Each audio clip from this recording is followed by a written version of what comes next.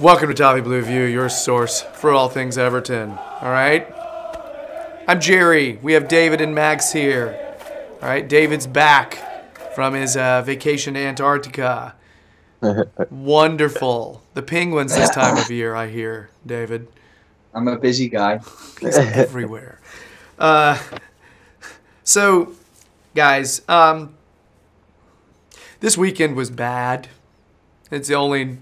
That's the quick, easy way to sum it up. Were any of you unfortunate enough to have to go to Wembley? No, I didn't go. Thank God. Isn't that funny the way I worded that? Because it's like this big, like, amazing stadium, and me being from America, I would love to watch something there. But I'm sitting there thinking, God, that would have gutted me. It literally would have ripped out my insides. Terrible. And the problem is with Wembley, we still haven't won there. I know we beat United on penalties, but we've been there about 4 or 5 times and haven't won once. So yeah, it's not ideal when that's the place you go to win trophies. But there you go. Gents, we need to try to do our best to kind of make this one painless. We're not going to react to Spurs in the traditional way. We're not going to talk about what went wrong necessarily. I've heard everybody bitching about Cuco Martina. We get it. He's a right back, a subpar right back, playing left back. Everybody knows he's not our first choice. Everybody knows he's a problem. You don't have to be a brain surgeon to figure that out. So instead, let's figure out what needs to change. Let's be productive with this time. Right? Which one of you lovely chaps would like to start? I don't mind, David. You can take it from me if you want. Enjoy. Welcome. Yeah, I'll try and keep it short, but I think if we can play him, we just got to bring Garvin into that left back position just to have a natural left back.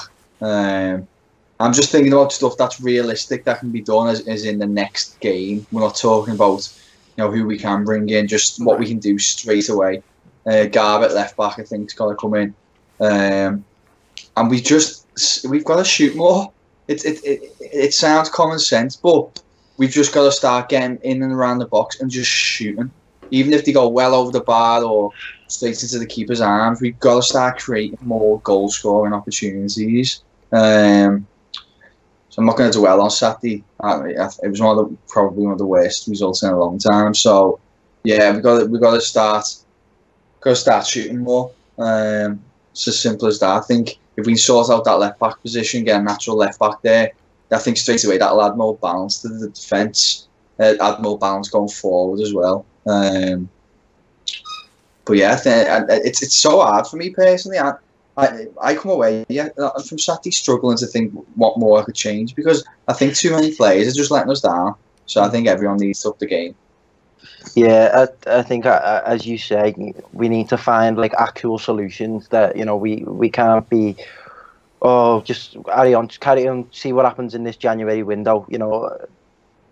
That doesn't solve the problems of coming up against West Brom, does it? So, yeah. What I took away from that Tottenham game was, granted, it was Tossen's first game, and it just doesn't just go for him, it goes for everyone, such as Gylfi, Rooney, and whoever's playing in a more attacking role in the team. I think we need to start pressing more from the front. We need to start defending from the front, because particularly in that Spurs game, I mean, I know we had the odd, they tried to combine and ultimately it came to nothing. But we just seem to be bypassed fairly easy. And granted, Spurs are a team that they work very much as a unit. The defence in sync with the midfield, and the midfield kind of linking with the attack, and they all kind of move forward as a well organised and pragmatic team. So granted, we did come up against good opposition, but I do feel like, particularly against West Brom, and we've got a relatively easy run of games coming up. I think to start, I think we need to start just pressing more from the front. I mean, we've seen from Liverpool against Manchester City what that can bring. I mean, I know Liverpool, compared to us, they've got a higher caliber of attacking players, but I think that it proves in the pudding there, really. If you press, starting from whoever's starting up front and whoever's behind them, and the wingers press on as well, they all need to put a defensive shift in, because ultimately that leads to, like I was saying about Gay.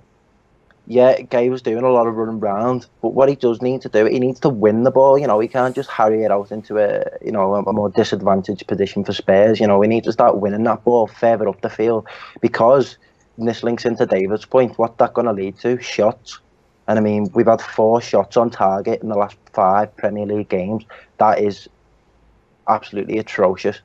So I think if we need to look at realistic solutions and pressing from the front and trying to win that ball in the opposition's half or near the opposition's box. Plus I do think a formation rethink needs to happen. But I think that's just the more immediate solution that we should try and change. It's always nice going last, because I've got 2 smart guys who speak before me. So I'm always just sort of like, well, shit.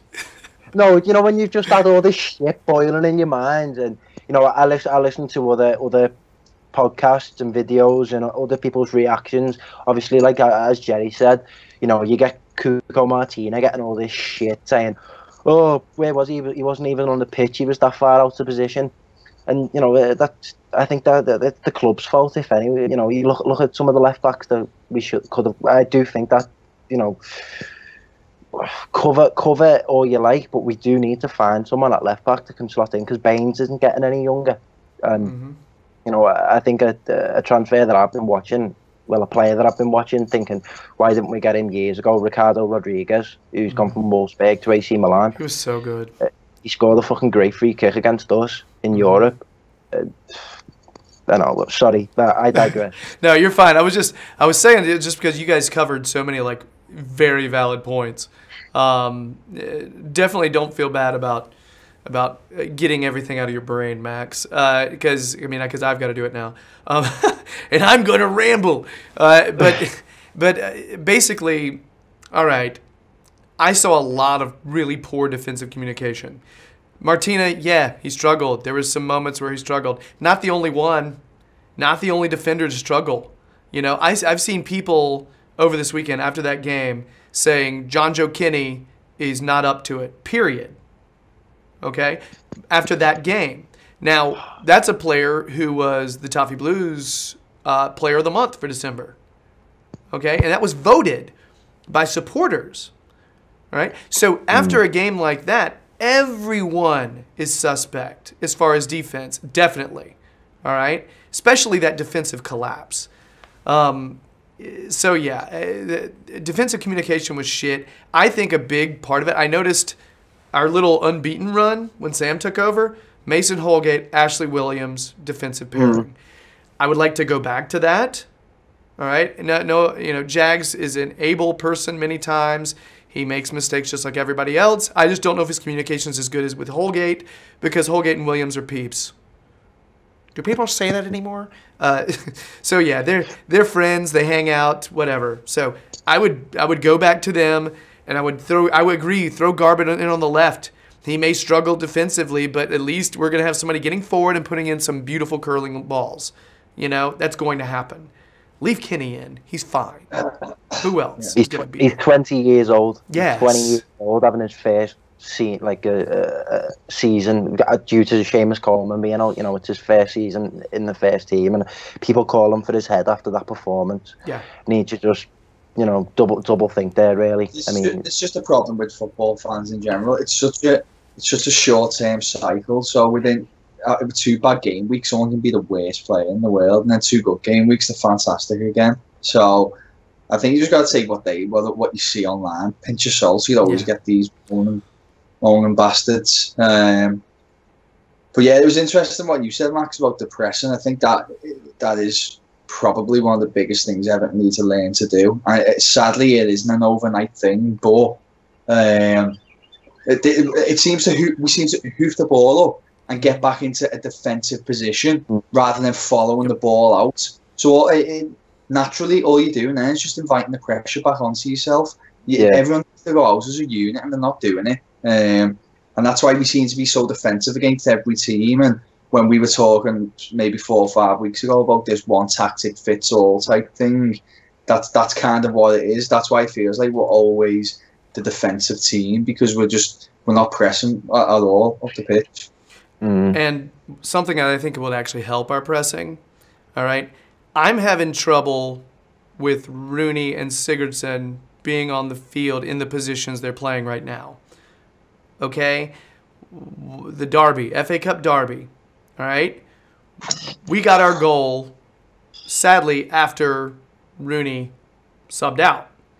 Sigurdsson shifts to the middle, and we have speed on the flanks. All right? We have speed on the flanks. And so all of a sudden, we're more dynamic, period. And I think it's a huge headache for a manager to have to choose between Gylfi Sigurdsson or Wayne Rooney. Now, what a lot of people have proposed, pull Rooney back to play a little closer to Gay more of a holding role. Rooney, he always seems to be flagged up after a big game. I think, as you say, in that derby, he got subbed off, and this Tottenham game, he really struggled. So, I mean, you see, he scores hat-tricks against West Ham, gets the odd goal, but and this comes into the very specific dilemma that I don't think Evertonians realised that we were going to be faced with. That is, you can't overexpose Wayne Rooney, at the age that he is. And I think we just need to accept it for what it is. Just bench him, and as you say, it's coming out of as a bit of a problem playing Sigurdsson and Rooney in the same team. And I don't know, as you say again, I don't know whether that means dropping him back closer to Gay. But if you want to, in the long term, have a team, because I think Rooney's not going to be a long term solution as a holding midfielder. So I feel even easing Davies in, and I think me and David have said it multiple times that we feel Davies does better when Everton are on the front foot and playing more attacking football. And as I alluded to earlier, I think it just needs a complete formation change. I just don't think this system works anymore for Everton. Right now, I think what we're running is that 4-2-3-1, with the two either being Gay, Schneiderlin, or McCarthy, and then the three usually Wayne's in the middle, Siggy's on one side, Bolassi's on the other, and then Jinktosen or DCL up top, right? So what are we thinking is a more advantageous formation for us moving forward? Personally, I want to see us lean more towards a 4-3-3 with a more alternating front line. I've got my team down for West Brom, and in my front three I've got Lookman, Tosun, and Vlasic. So that energy and that again, it just comes back to me point to the high press, and I hate to say it, but it's almost like wishing for a carbon copy of what Liverpool produced. Really. I had a feeling you were going there. Yeah, because as I say, they are the current living proof that system and of pressing and heavy rotation of whoever chases down the ball. That you can get results from that, no matter who you're playing, as proved by the fact that they've just been the first team to beat Manchester City this season. So, yeah, I'm leaning more towards a 4-3-3, and I'd have I know a lot of people are wanting to see Sigurdsson in that number 10 role. I'd put Sigurdsson just behind the three, really, and then again the two in the midfield. I think Gay seems to be the mainstay. Really, I think Gay is kind of the first midfielder on everyone's team sheet whenever you ask anyone. So, and I think that's something else that we need to try and uncover, is who is that other man going to be in the midfield to play with Gay? Because with McCarthy, and I say this reluctantly, he just seems so passive in that Spurs game. He seemed to be given a defensive role, and he just seemed to be bypassed far too easy. Yeah. David, formation-wise, what would you plump for?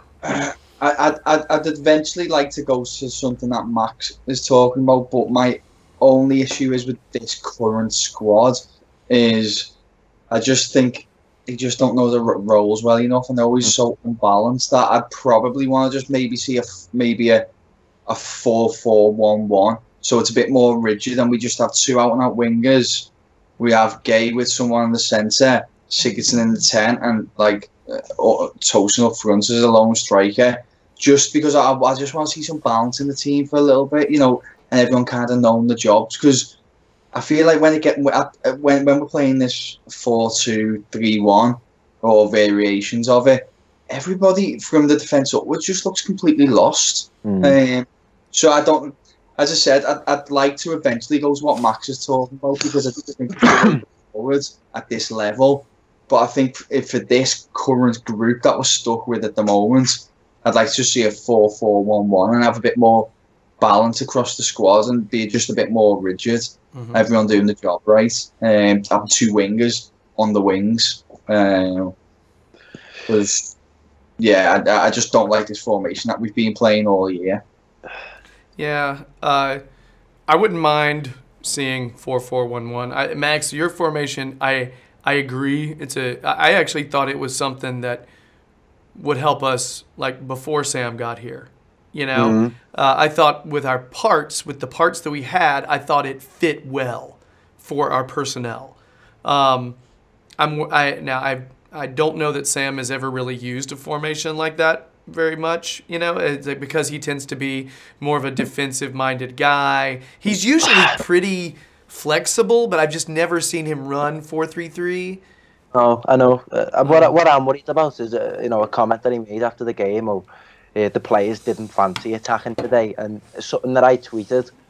I am very concerned, and just to kind of highlight that even more, something that just David said then, being stuck with this current group of players, that isn't a phrase that a fan should be saying after the team just spent so much in the summer on bringing in quality. So it's a real damning assessment of Everton at the moment. And I just, particularly with them comments made by Sam, is that, we need to be more boring. The players didn't fancy attacking today. I just don't want this to become a players/fans versus the manager situation, which we've seen previously with Koeman, with Martinez. And, I can kind of full circle this back to my first initial reaction to when Sam was appointed. I just didn't want this to happen. And it looked like it is happening now. And as I say, a relatively, an easier run of fixtures coming our way.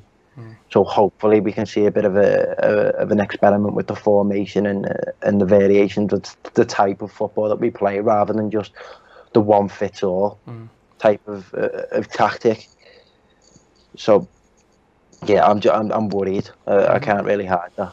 Yeah, I wouldn't mind seeing what you're talking about, Max. I don't know if he's going to do that. I think you could see him if he changes formation, which, let's be honest, I don't know if he's going to do that. But, I mean, he has done it in the past, all right? The formation he's used the most has been a 4-1-4-1.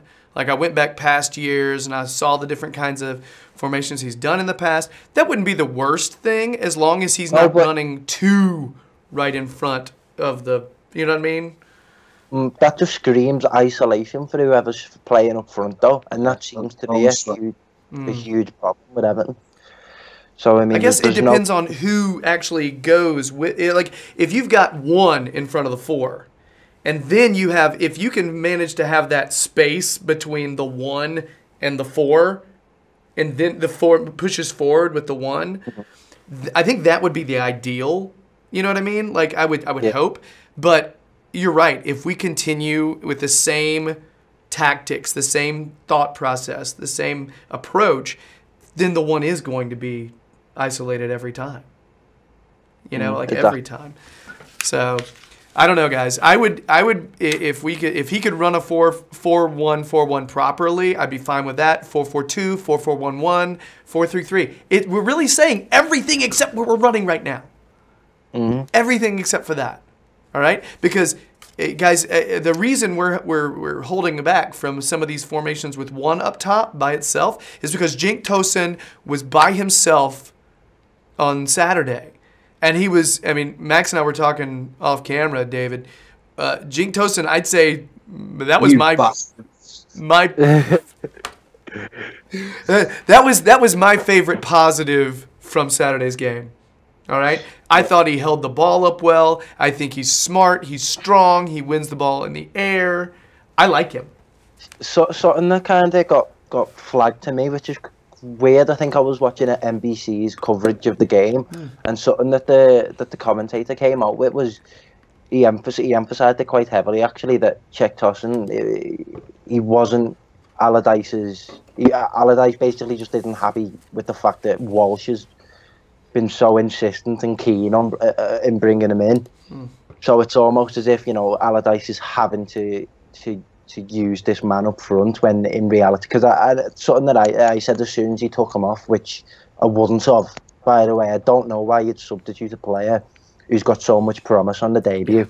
But, and then he kind of just alternated for Calvert-Lewin, which of course I think we all know leads to more long balls, because, you know, we know Dominic likes winning his headers and things like that. But, you know, there's loads of things that just don't seem to be going well at the minute, and I'm worried.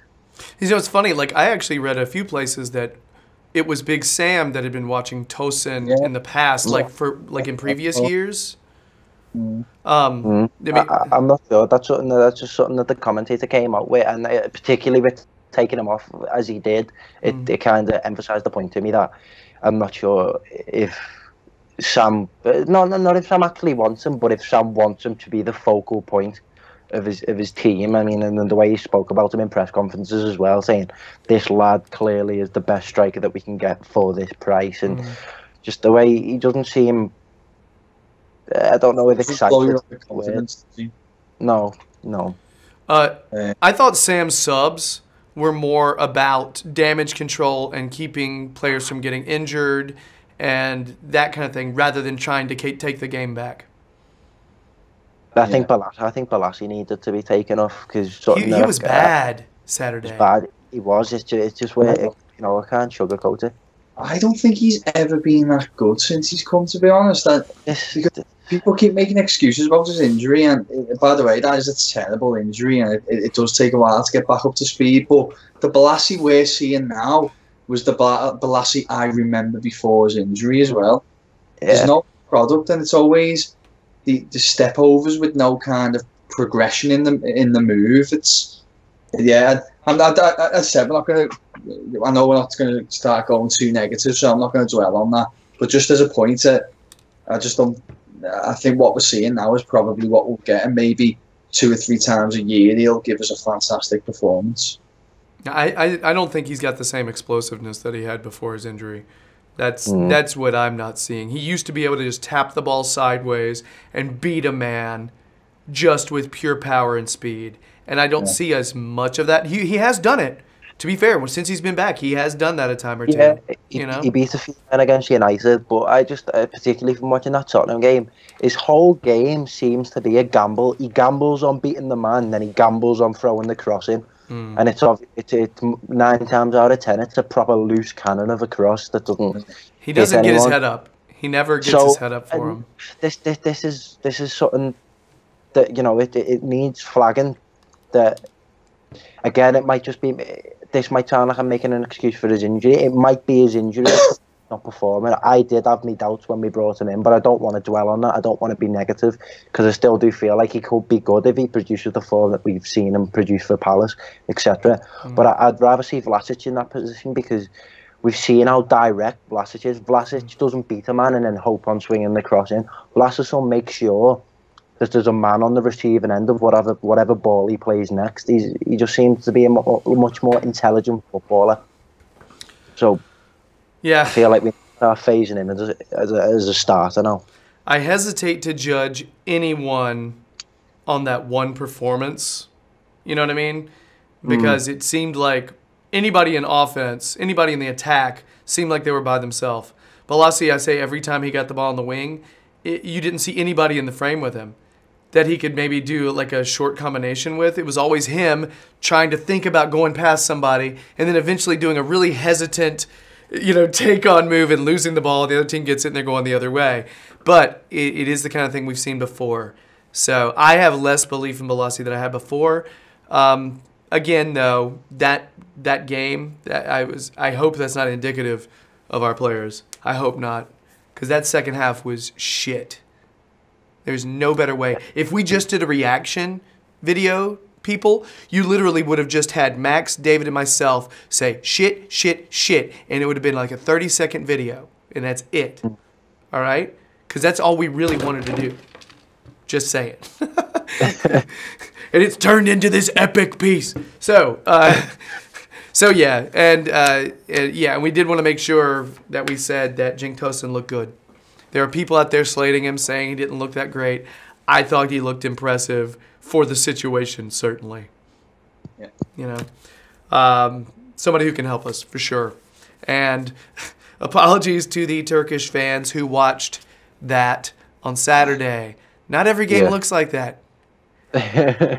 Lately they have, but not every game does. All right. So anyway, guys, I think we've yammered about this long enough. So that's the end of our Spurs reaction, sort of a reaction, more of a manifesto about what we want to happen. If you're digging the videos, please subscribe. We are over 400 now. Bless you people. You're so nice. Now we got to work on 5. All right. So subscribe, leave us a comment, a like. All that stuff would be nice. Check out Max's stuff on the Toffee Blues website. Check out David's stuff on the Toffee Blues website and on the Sportsman. All right. Let's go do more videos, guys. Bye.